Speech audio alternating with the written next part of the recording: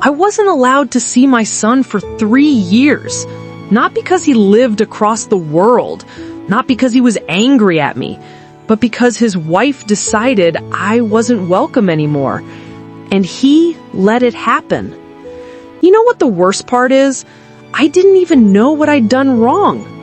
Let me back up, because this didn't start ugly. It started beautiful, actually. My son, Marcus, he was my whole world. I know every mom says that, but with us, it was different. His dad left when Marcus was 7, just packed a bag one Tuesday morning and never looked back. So it was me and him against everything. I worked 2 jobs to keep us afloat, and he never complained. Not once. We had this thing where every Sunday, no matter how tired I was, we'd make pancakes together, and he'd tell me about his week. Even when he got older, went to college, started his career, we kept that tradition alive whenever he was home.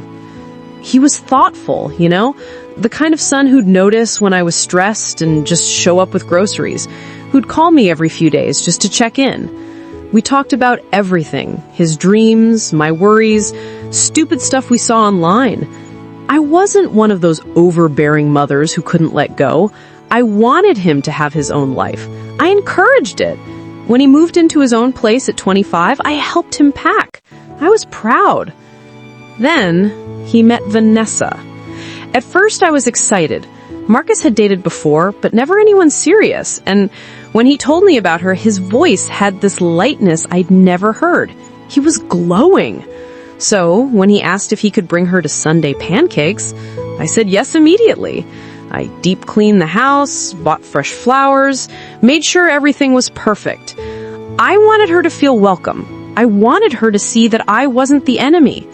She walked in wearing this cream-colored sweater and skinny jeans, hair pulled back in a perfect ponytail, and she smiled at me.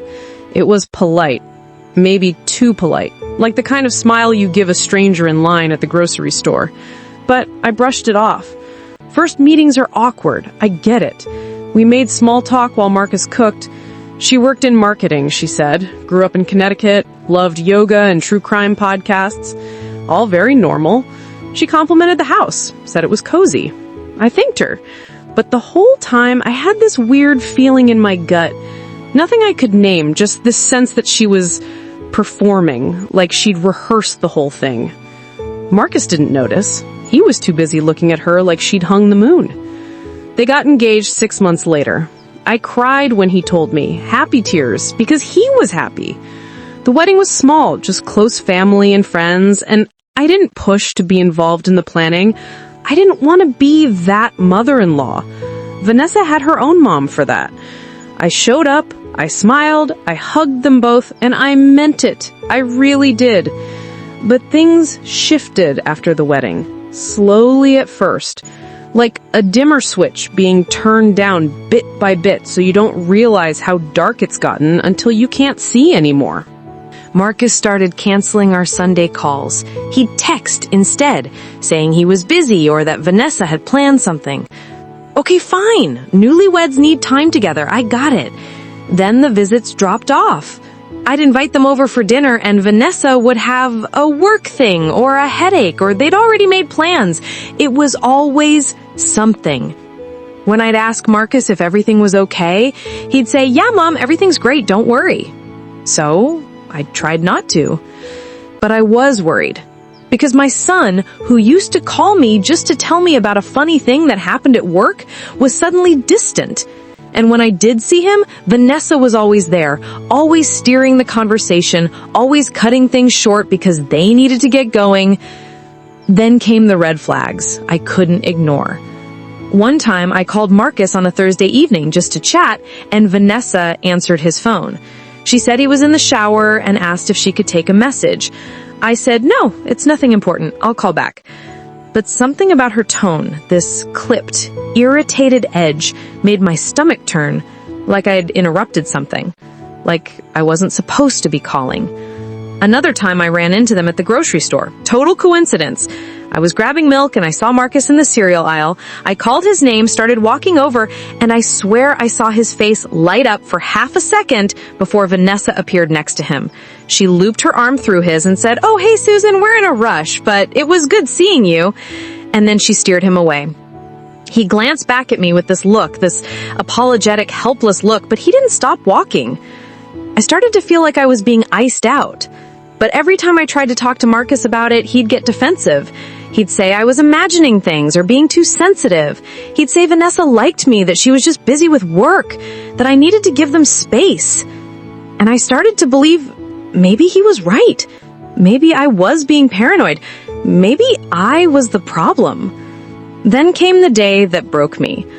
I'd texted Marcus asking if I could come by that Sunday.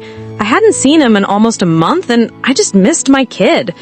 He didn't answer for hours. Finally, he called me and I could tell immediately something was wrong because his voice was tight, strained, like he was forcing the words out.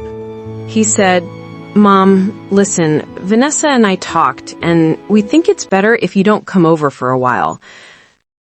I didn't understand. I said, "What do you mean, for a while? Did I do something?" He hesitated. Then he said, "She just feels like you're a little too involved, like she needs space to build our home without feeling like she's being watched or judged." I felt like I'd been slapped.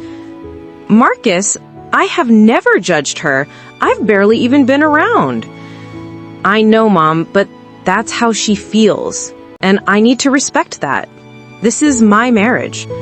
And I'm your mother. I know, and I love you, but I need you to understand that Vanessa comes first now." I wanted to scream.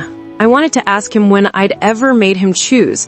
I wanted to tell him that loving me and loving her weren't mutually exclusive. But my throat closed up, and all I could say was, "Okay." He said he'd call me soon. He didn't. If you like these kinds of stories, then like and subscribe. Weeks turned into months. I'd text him and get short responses. "Busy. Talk later. Love you." But no calls, no visits. I wasn't allowed at their house, and he stopped coming to mine. I started to feel like I was mourning someone who was still alive. I'd see photos of them on social media, smiling at brunches and beach trips, and I'd wonder how he could look so happy when I was falling apart. I cried a lot during that time. I'd sit in the kitchen where we used to make pancakes, and I'd just cry. I didn't tell my friends the full story because I was embarrassed. How do you explain that your own son chose his wife over you without sounding bitter? So I kept it inside, and it rotted there. I started to resent Vanessa. I won't lie about that. I hated her for taking him from me. I hated her for making me the villain in a story where I'd done nothing wrong. And I hated Marcus too, for letting it happen, for not fighting for me, for not even trying to find a middle ground. But the anger didn't make the sadness go away. It just sat on top of it, heavy and suffocating. Then, about 3 years into the silence, my phone rang at 2 a.m. I jolted awake, heart pounding, and grabbed it off the nightstand. The screen said, "Marcus Mobile." I answered so fast I almost dropped the phone. "Marcus?" But it wasn't him. It was a woman's voice, calm and professional. "Is this Susan Ramirez?" "Yes. Who is this?" "This is Nurse Patricia from St. Mary's Hospital. Your son, Marcus Ramirez, was brought in about an hour ago. He's stable, but he's asking for you." My blood went cold. "What happened? Is he okay?" "He was in a car accident, non-life-threatening injuries, but he's shaken up. Can you come?" I was out the door in 5 minutes. I don't remember the drive. I just remember my hands shaking on the wheel and this voice in my head repeating, "Please be okay, please be okay, please be okay." When I got to the hospital, I ran to the front desk and they directed me to his room. He was lying in the bed, bruised and bandaged, but awake. And when he saw me, he started crying. I rushed to his side and grabbed his hand, and he held on so tight, like he was afraid I'd disappear. "Mom," he said, his voice breaking, "I'm so sorry." I didn't care about apologies, I just needed to know he was okay. But he kept saying it over and over. "I'm sorry, I'm so sorry." "Marcus, what happened? Where's Vanessa?" His face crumpled. "She wasn't in the car. We had a fight. A bad one. She told me to leave, and I was upset, and I wasn't paying attention, and He broke off, sobbing. I held him while he cried, stroking his hair like I used to when he was little. And then, slowly, the story came out. Vanessa had been controlling him for years. It started small, little comments about how I was too needy, how I called too much, how she made her uncomfortable. She'd twist things, make him feel guilty for wanting to see me.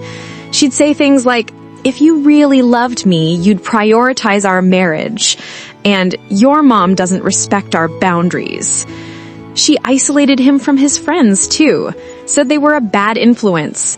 She monitored his phone, his schedule, his money. And he let it happen because he loved her, and because he thought that's what marriage was supposed to be. Sacrifice, compromise. But it wasn't compromise. It was control. The fight that night had been about me. He'd told her he wanted to reach out, that 3 years was too long, that he missed me, and she exploded. She told him if he contacted me, she'd leave. She said I was toxic, that I'd ruined their marriage, that he had to choose. And for the first time, he said no. He said he was tired of choosing. He said he wanted his mom back. So she told him to get out. And he did. And he crashed his car 2 miles from their house because he was crying too hard to see the road. I didn't know what to say. Part of me wanted to be angry at him for letting it get this far. But mostly I just felt heartbroken. For him, for me, for all the time we'd lost. "I should have listened to you," he said. "I should have seen it sooner." "You see it now," I said. "That's what matters." He stayed with me after he was discharged. Vanessa called, texted, showed up at my door, but he didn't go back. He filed for divorce 3 weeks later. It was messy and painful and expensive, but he got through it, and I was there every step of the way. We're rebuilding now.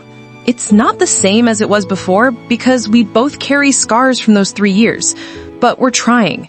He comes over for pancakes sometimes. We talk about what happened, about the red flags he missed, about the guilt he still carries. And I tell him the same thing every time. I forgive you. Because he's my son. And I never stopped loving him even when it hurt. But here's the thing I'm still wrestling with. Do I forgive her? Vanessa, I mean. She destroyed 3 years of my life. She manipulated my son, isolated him, made him feel like loving me was a betrayal. And part of me will never forgive her for that. Part of me will always hate her for what she did. But another part of me wonders if holding on to that anger is just letting her win again. If staying bitter keeps me trapped in those 3 years instead of moving forward. I don't have the answer yet. Maybe I never will. Be honest, if you were in my place, would you forgive them after what happened? Drop your thoughts in the comments. I really want to know what you'd do. And if this story hit you even a little, don't just scroll. Hit that like button and subscribe. Because every story here isn't just a story. It's someone's truth. Maybe even yours.